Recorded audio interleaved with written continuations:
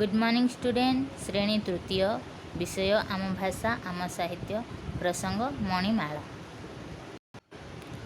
मणिमाला कवि मधुसूदन राव प्रथम अध्याय आम कवितार सारांश को आलोचना करथिले। आज आम मणिमाला कवितार प्रश्न उत्तर आलोचना करिबा। तुम पई काम। प्रथम प्रश्न, आस आमे पाठरू जानिबा ओ कहिबा। क, माँ नाम किपरि। माँ नाम मधुर ओ अमृत समान। ख, काहा नामरे आमर प्राण शीतल हुए। माँर नामरे आमर प्राण शीतल हुए। घ, आमे किपरि सुशील ओ सुमति हेबा। आमे परर दुखरे दुखी होई दुखी जन प्रति दया करी सुशील ओ सुमति हेबा। घ, परम ईश्वरंकु आमे किपरि पूजिबा। परम ईश्वरंकु आमे भक्तिर सह पूजिबा। उ, आम पाई स्वर्ग परी किए। निज देश और निज गृह आम पाई स्वर्ग परी अटे। 2 नंबर प्रश्न, चाल उत्तर खोजिबा। सरी क, आमे माने किपरि सुसंतान होई पारिबा। पितामाता गुरुजनंकर सेवा करी आमे सुसंतान होई पारिबा। ख, मुखरे ओ मनरे आमे सबुबले कौन रखिबा। मुखरे ओ मनरे आमे सबुबले सत्य कथा और सत्य चिंता रखिबा। घ, आमे किपरि ज्ञानी हेबा। ब्रह्मांडर समस्त महाशास्त्र को ज्ञान करी ज्ञानी हेबा।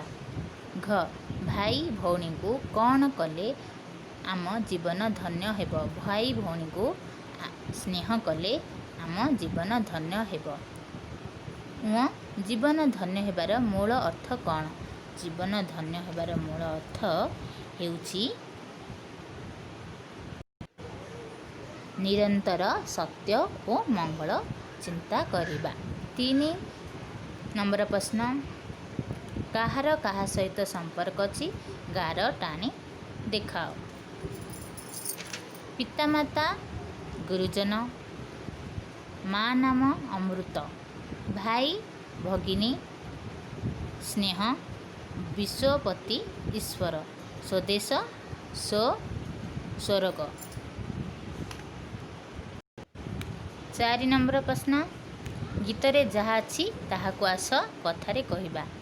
गीतरे पराण कथारे हब ताहा प्राण।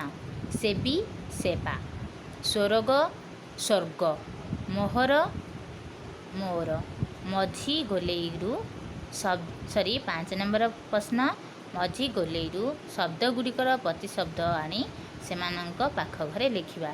मधुर मिठा, पितामाता बापा माँ, भगिनी भौणी, जन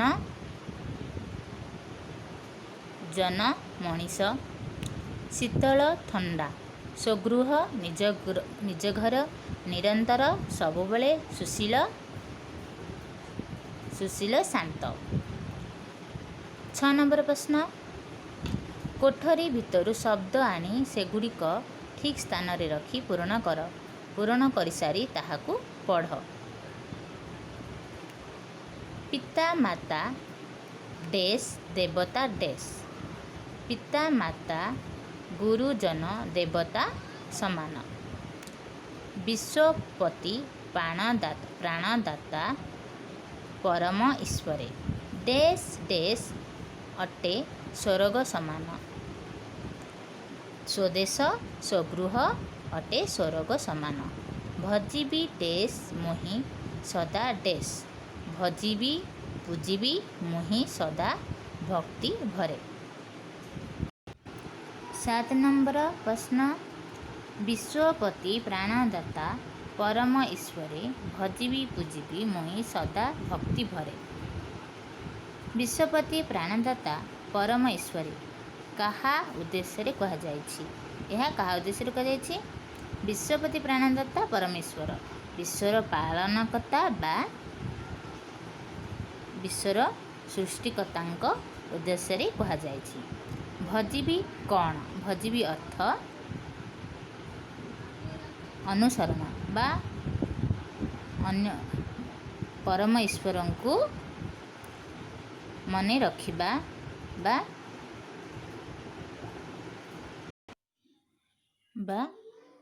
ଅନୁସରଣ କରିବା। ସଦା ଭକ୍ତିରେ ଅର୍ଥ ସର୍ବଦା ବା ସବୁବେଳେ ଭକ୍ତିର ସହକାରେ। ଭକ୍ତକବି 8 ନମ୍ବର ପ୍ରଶ୍ନ। ଭକ୍ତକବି ମଧୁସୂଦନ ରାଓଙ୍କର ଆଉ କେତୋଟି କବିତା ଅଛି ତାହାକୁ ପଢ଼। ଧନ୍ୟବାଦ ପିଲାମାନେ। ଆଜିର ପ୍ରସଙ୍ଗକୁ ଏଇଠି ଶେଷ କରିବା ପାଇଁ।